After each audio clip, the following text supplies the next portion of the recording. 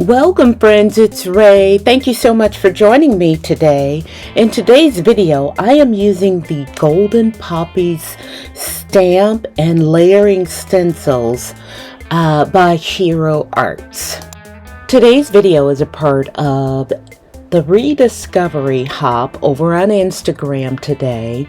We're hopping, showing you how we're rediscovering our supplies and using what we have in our stash versus buying something new.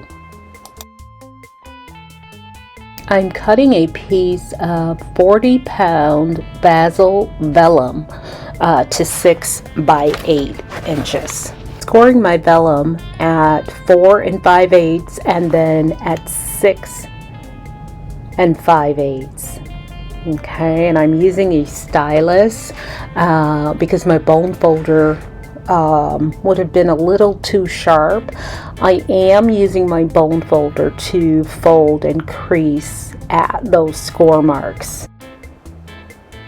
I do get one section off center and kind of misscored it, but I am going to compensate for that by just scoring again slightly to the other side of that crooked line. So that's what I'm doing, and I'm just going to rescore all of my sides and make my panel just slightly smaller. And I notice as I'm folding this vellum, you know, some of it, some areas are kind of cracking a little, but that's okay. I will show you how I fix that. Now I'm placing my vellum in my Misty front side up, and I'm bringing in my large Golden Poppy stamp from Hero Arts and placing that in between the fold lines, centering it just where I want it. So here I am using some anti-static powder to treat my vellum so that my embossing powder won't stick to places I don't want it to stick to. And then I'm bringing in my Versamark clear embossing ink, and I am actually treating my stamp because I've not used it before. So I wipe the first of the Versamark ink off of the stamp with a microfiber cloth so that I won't, so that my first real application stamps much better, removing those factory residue. Yeah, removing the factory residue from the stamp, which is what you need to do the very first time you use any stamp. And bringing in some gold embossing powder. This is Fine Detail embossing powder by Wow. Actually, it's not gold, it's platinum.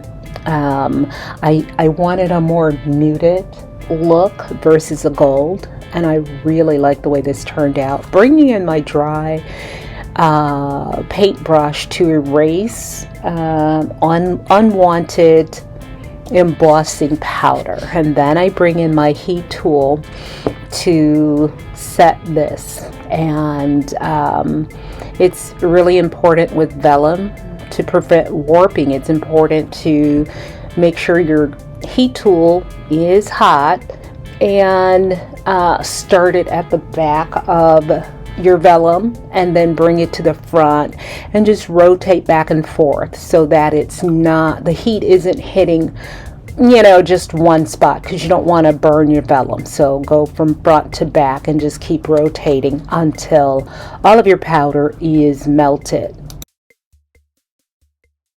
I turn my panel over and I'm bringing in my Tri-Blend Spectrum Noir brush alcohol markers. I'm using the golden yellow blend and using the medium and the dark colors. The light is too light. for this application. So I'm just going to go in, and this is very forgiving, go in and color. Here I was trying the light, but that doesn't work very well, so I'm going to go over that with my medium blend. So I'm going to go through and color all of my poppies yellow with the mid blend, and then I'll come back and add some accents with the dark blend.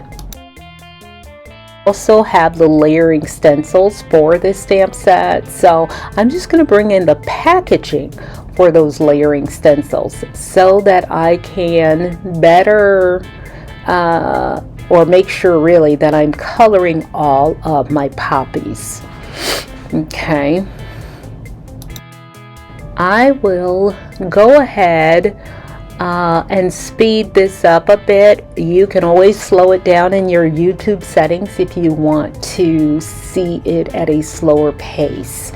But I don't want the video to be that long because it does take a little time to color these poppies.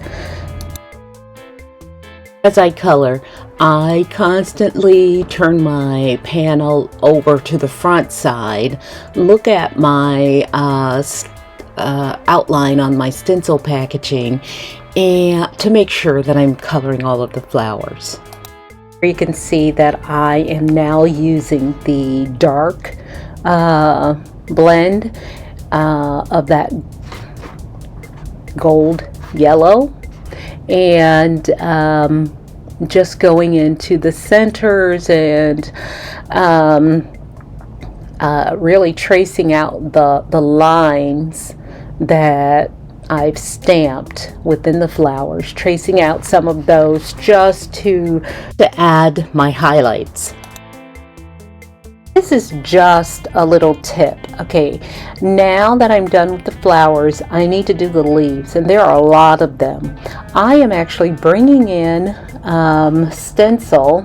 Let me see which stencil. Stencil C, and I'm turning it over to the back. Okay, because again, my panel is turned over on its back, and so I just turn it over, line it up, and then tape it down with some low tack tape, and then I'm just bringing my marker in. I am using the dull green blend, the mid-tone marker, and I'm bringing that in and adding my green, and there are a few areas that are going to bleed over into my yellow, and I will show you how I fix those. But for now, just going through, and this, using the stencil, it's just making it so much easier. Of course, you can do it without the stencil, but I am so impatient, and I have the stencil anyway, so this is perfect for me. Sorry, I didn't realize I was zoomed in so far on this footage. I brought in my yellow marker again on those areas that did bleed, where my green bled over into my yellow, and I just applied that yellow again, and that smoothed it out. And when that dries, it's actually going to look fine. And when I'm done, I just spray some alcohol on this and use a paper towel to wipe it down. You can use a baby wipe, and you can, there are various ways you can clean this, but it does leave a little staining. I don't have a problem with that. I'm done with my piece. I am just, the ends are splitting because of the scoring and the folding, so I'm just using some regular tape and just taping those together. That portion of the vellum is not going to show in my design at all, but I want to hold this together. The reason I did all of that scoring up front is so that, yes, I can get my image centered on my panel in where I want it, but also I am making a flat shaker card using this vellum. Cutting a panel, a white panel that I'm going to use to back this. I'm cutting that to size, and then I'm going to add some 1/4-inch double-sided tape to all 4 edges of my vellum, and I'm doing this pretty much as I go, and then I'm going to trim off some of that excess vellum so that when I fold this, it's not as bulky. Here I am mitering the sides by just using my scissors to trim off or trim it on an angle on each of those sides to reduce that bulk.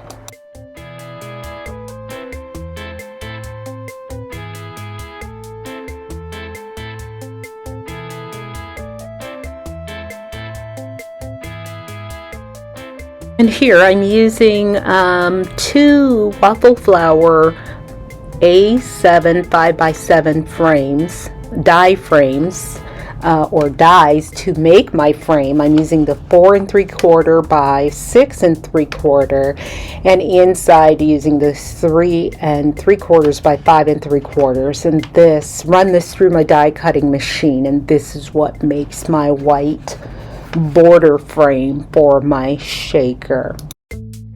I'm adding some foam tape to the back of my white frame. Join us over on Instagram to complete the hop. I will leave a link in the description bar below to my Instagram. After removing the release paper from my left, right, and bottom of the panel, and affixing my vellum down, I noticed that, I had cracks along the side of my vellum. The vellum, again, is kind of tearing on the sides. So because the sides are not going to show, I am just adding some regular tape to all 3 sides of my panel, just to make sure I don't lose any of my shaker bits. Bringing in some embellishments, or I should say sequins, and some chunky glitter from my stash, and adding that to the inside of my pouch. Once I have those like I want them, then I will remove the release paper from the top of my double-sided tape, or from the top of the panel, and go ahead and secure that. Off camera, I've stamped my sentiment using that same platinum embossing powder. Once I have that lined up, I am using craft tacky glue to affix my sentiment to my panel. This holds fine, but if you're doing this, I would suggest using some double-sided tape, and you can also add a little craft tacky glue, but I think the tape will hold faster. So here, in order to get my liquid glue to really affix to my panel, I do need to add my acrylic block and let that set a bit, and then it's just fine. And here I have partially released the release paper from the back of my frame, and added some liquid glue on top of the sticky areas or the exposed areas, so that I have more time to get this frame lined up on my panel. And so once I get it lined up on my panel, then I remove the remaining release paper, and I have it situated just where I want it. Well, I'm using that same technique to affix or remove my double-sided tape and get it affixed to my card base. Here I'm bringing in some of those same embellishments that I put on the inside of my shaker pouch. I'm using 3 of those to throughout my panel in a triangular fashion using the rule of 3s, and we'll just affix those to my panel. My Ranger multi-medium matte glue works fine here because I'm just affixing the embellishments direct to the vellum. They are not on top of any of my images, which, you know, might cause some issue. So this should adhere just fine. Hope you liked the video today. If so, do give me a thumbs up, and if not a subscriber, consider subscribing. As always, thank you so much for joining me today. Until next time, good day, friends.